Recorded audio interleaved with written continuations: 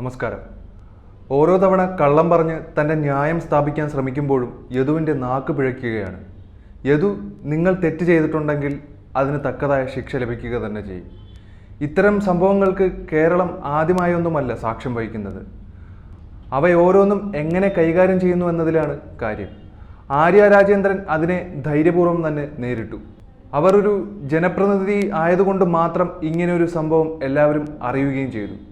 പലർക്കും പ്രതികരിക്കാനുള്ള ഒരു മാതൃകയാണ് മേയർ ആര്യ രാജേന്ദ്രനിൽ നിന്നും ഉണ്ടായിരിക്കുന്നത്.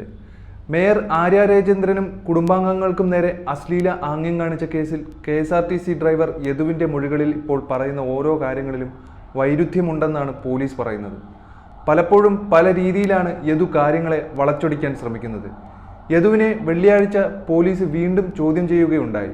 KSRTC ബസ്സിലെ മെമ്മറി കാർഡ് കാണാതായ സംഭവത്തിൽ അന്വേഷണം വീണ്ടും യദുവിലേക്ക് തന്നെ നീളുന്നുണ്ട്.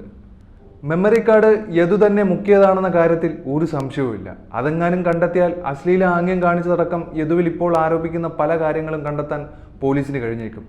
അതുകൊണ്ട് യദു തന്നെയാണ് മെമ്മറി കാർഡ് മാറ്റിയതെന്നുള്ള നിഗമനത്തിൽ പോലീസ് എത്തിച്ചേരണമെങ്കിൽ യദുവിലേക്ക് കൂടുതൽ അന്വേഷണം നടത്തേണ്ടതായിട്ടുണ്ട്. ബസ്സിൽ യദു കയറി മെമ്മറി കാർഡ് മോഷ്ടിച്ചോ എന്ന സംശയവും പോലീസിന് നന്നായിട്ടുണ്ട്. CCTV ദൃശ്യങ്ങൾ പ്രകാരമായിരുന്നു വെള്ളിയാഴ്ചത്തെ ചോദ്യം ചെയ്യൽ നടന്നത്. സംഭവം നടന്ന ദിവസവും അതിൻ്റെ പിറ്റേന്നും യദു KSRTC ബസ്സിന് സമീപത്തെത്തിയതിൻ്റെ CCTV ദൃശ്യങ്ങൾ പോലീസിന് ലഭിച്ചിട്ടുണ്ട്. പാളയത്ത് വെച്ച് ബസ്സിൽ നിന്നും ഇറങ്ങിയെന്നും വീണ്ടും കയറിയെന്നുമൊക്കെയാണ് യദു മുമ്പ് ചോദ്യം ചെയ്തപ്പോൾ സമ്മതിച്ചത്. എന്നാൽ ജാമ്യം കിട്ടിയതിനു ശേഷം 29-ന് യദു തമ്പാനൂർ ഡിപ്പോയിൽ എത്തിയെന്നും ബസ്സിനടുത്ത് കണ്ടതായും പോലീസിന് വിവരം ലഭിച്ചിട്ടുണ്ട്.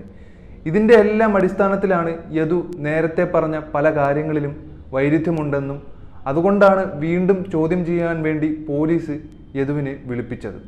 കണ്ടക്ടർ സുബിൻ്റെയും സ്റ്റേഷൻ മാസ്റ്റർ ലാൽ സജീവിൻ്റെയും മൊഴികളും പോലീസ് രേഖപ്പെടുത്തിയിട്ടുണ്ട്. മെമ്മറി കാർഡ് കാണാതായതുമായി ബന്ധപ്പെട്ട് ഡ്രൈവർ യദു നൽകിയ പരാതിയുടെ അടിസ്ഥാനത്തിലാണ് ഇരുവരുടെയും മൊഴിയെടുത്തത്. അതേസമയം തൻ്റെ കൃത്യനിർവഹണം തടസ്സപ്പെടുത്തിയെന്ന യദുവിൻ്റെ പരാതി നിലനിൽക്കില്ലെന്ന് പോലീസിന് നിയമോപദേശവും ലഭിച്ചു. ഇതിൻ്റെ അടിസ്ഥാനത്തിലാണ് മേയർക്കും MLAയ്ക്കും കുടുംബാംഗങ്ങൾക്കുമെതിരെ ചുമത്തിയ IPC 350 വകുപ്പ് പ്രകാരമുള്ള കുറ്റങ്ങളും പോലീസ് നീക്കം ചെയ്തത്.